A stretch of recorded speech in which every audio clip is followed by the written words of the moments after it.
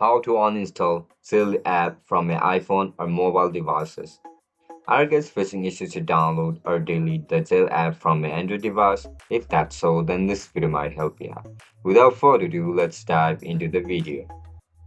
If you no longer want to keep Zelle app on your phone, deleting it is quick.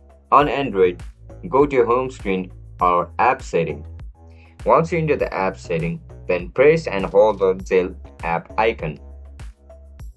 From the option that appears, tap Uninstall and confirm when asked.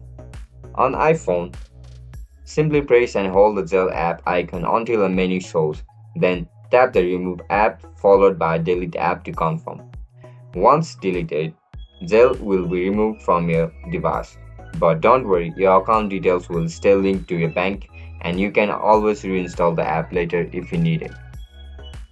And that's it guys, that's how you're gonna delete the Zelle app from your Android devices. If you guys have any issues regarding Zelle app, make sure to comment down below so that I can help you out. I'll catch you up in the next one. Bye bye.